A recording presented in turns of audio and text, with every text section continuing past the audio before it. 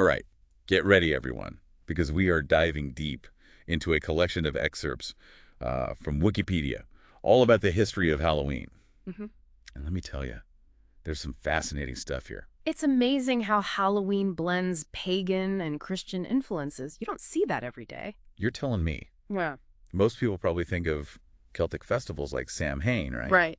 But then you've got that name, hmm All Hallows Eve, a clear nod to Christianity. It's like this cultural mashup from the very beginning. Exactly. And it leads to some really interesting twists and turns. Like the Wikipedia article mentions how the Celts believed Samhain was a time when the line between like the living and the dead was blurred, spirits could just wander on through. Kind of spooky when you think about it. No kidding. You can almost picture those ancient fears, right? Like with those bonfires used to ward off spirits. Yeah. So when Christianity came along, did they try to put a stop to all that?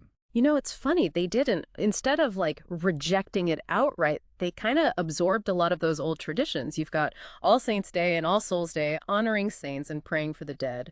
But those older customs, the bonfires, even costumes meant to confuse those wandering spirits, they all kind of got woven in. So you had this ancient fear of, well, everything spooky meeting these solemn Christian remembrances. It's pretty wild. Makes you wonder about those jack-o'-lanterns, too. Weren't they originally turnips? You're right on the money. The article mentions how, yeah, in Ireland and Scotland, long before pumpkins were even a thing over here, people were carving lanterns out of turnips. It's amazing how traditions evolve, right? Mm. How they travel and change with time and place. Speaking of which, trick-or-treating. That can't be some ancient tradition. Yeah. You'd think so, wouldn't you? But it's actually not as old as people assume. I mean, that whole thing of trading treats for good fortune has been around forever, but trick-or-treating as we know it, relatively recent, really. The Wikipedia article traces it back to something called souling. Basically, people, often kids, would go door to door during All Hallowtide. Okay, so far so good. But instead of candy, they got soul cakes. Prayers for the dead in exchange for, well, pastries. Soul cakes, imagine that. So at what point do we go from pastries to, like, fun-sized Snickers? Good question. Seems like it was a gradual thing, mostly happening in the 20th century, right here in North America. Think about it. Halloween starts becoming more about, fun, less about those old fears, more commercial. And boom, medieval soul cakes turn into a modern-day sugar rush. It wasn't just the sweets that went through a transformation, though, was it? Those costumes had to have changed a lot, too. Oh, absolutely. Think about those early costumes. Vampires, ghosts, skeletons, all those figures that represent our deepest fears, death, the afterlife, all of that. It's almost like they were trying to blend in with the spirits. I wonder if those early trick-or-treaters were more likely to be met with fear than a happy Halloween. No, that's a scary thought. Fast forward to today, you've got kids dressed up as superheroes, astronauts, even memes. It's a far cry from trying to avoid the gaze of some angry spirit. Talk about a costume change. Yeah. Right? But you know what? Even with those lighthearted costumes, you could say there's still a little mischief there, a little nod to those old fears hiding just beneath the surface. Totally. Halloween has this uncanny way of blending the playful and the profound. It's both lighthearted and deeply spiritual at the same time. And it's this like weird mix of fun and, well, those deeper instincts that's really allowed Halloween to go global. You're right. Halloween is everywhere. But I'm curious about something. Has it taken over the world in the same way, say, American fast food has? Or is it more of a two-way street? That's a great question. And actually, the Wikipedia article dives into this a little. It says that, yeah, that commercialized version of Halloween, with trick-or-treating and those crazy costumes, it definitely started spreading from North America. But it didn't really replace traditions that were already there. Instead, it often kind of blends in, creating something totally new. So it's more of a cultural conversation than a hostile takeover. Exactly. A perfect example is Japan. Over the last few decades, Halloween has just blown up over there, especially with young people. Oh, yeah. Those Halloween parades in Tokyo look wild. Right. But the interesting thing is, they've made it their own. You'll see costumes from anime and manga, even traditional Japanese folklore. So Halloween becomes like a way to celebrate existing culture, not just replace it. Exactly. And it's not just Japan either. Think about places like Ireland and Scotland where Halloween has like super deep roots. They've still got all their traditions like guising, which is like an early form of trick-or-treating, plus the bonfires, of course. It's amazing how one holiday can be so deeply rooted in specific places, but still find a home all over the world. I think it shows how Halloween taps into something we all share. Those deep down fears, the cycle of life and death, the urge to celebrate and ward off evil, those are things that resonate everywhere. Makes you wonder if those ancient Celts could have ever imagined what their harvest festival would become. Haunted houses, billions of dollars spent on candy. It's a different world. Talk about a glow up. But speaking of those ancient rituals, we should remember that Halloween isn't just about the fun stuff. For a lot of Christians, it's still deeply religious. Absolutely.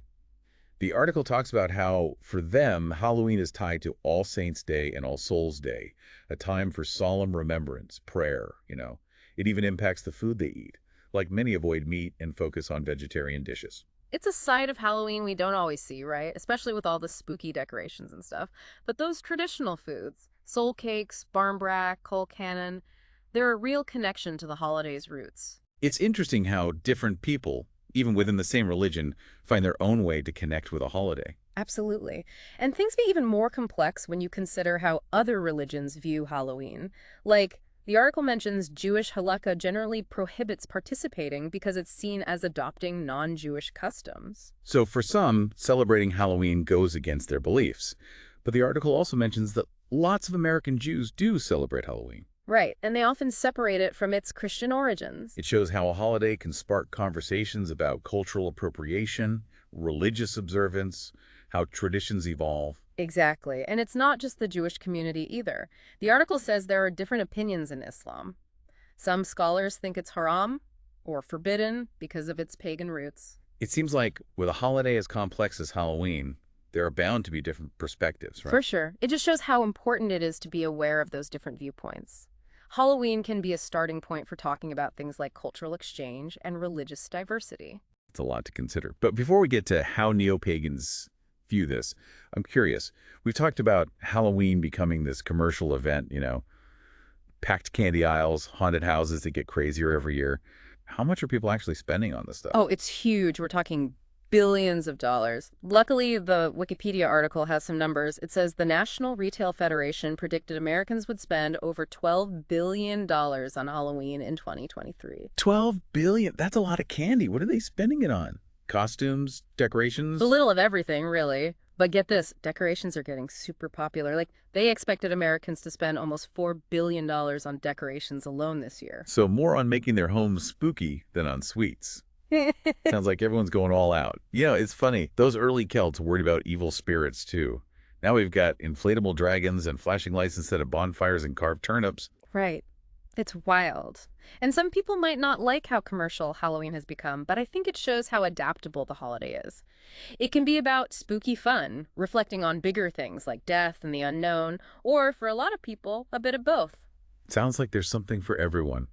We can't forget about the people who don't see October 31st as Halloween, though, but as Samhain. You got it. For neo-pagans and Wiccans, October 31st is the celebration of Samhain. It's central to their beliefs. So while some folks are out trick-or-treating or getting scared at a haunted house, they're marking this ancient tradition in a totally different way. Yeah, for them, Samhain is about looking inward, honoring those who've passed on, and connecting with nature as it, gets ready for winter. It's pretty amazing how the same day can mean such different things to different people. Like we're seeing totally different events, even though it's the same date on the calendar. It really is. And just like we saw with Christianity, there are different opinions within those neo-pagan and Wiccan communities about how to approach, Halloween itself. So some might be cool with the fun stuff, while others feel like it takes away from the serious side of Samhain. Exactly. And that just shows how important it is to understand and respect those different viewpoints, Halloween has this long, complicated history, and it makes us think about cultural exchange, religious differences, how traditions change over time. It really does. We've gone from ancient rituals to modern-day celebrations, from billion-dollar industries to those quiet personal moments. Halloween really does have it all, doesn't it? That's what makes it so fascinating. It's about our fascination with the unknown, our need to celebrate, even our desire to face those things that scare us, whether they're real or just in our heads. Couldn't have said it better myself. So as we wrap up our deep dive into Halloween, I gotta say, I'm seeing this holiday in a whole new light. It's more than just costumes and candy, right? It's a reflection of who we are, where we come from, and maybe even where we're going. I like that. Well, thanks for coming along on this journey into the heart of Halloween. Whether you're celebrating with spooky costumes, remembering loved ones, or just enjoying some candy, we hope you have a happy and thoughtful Halloween.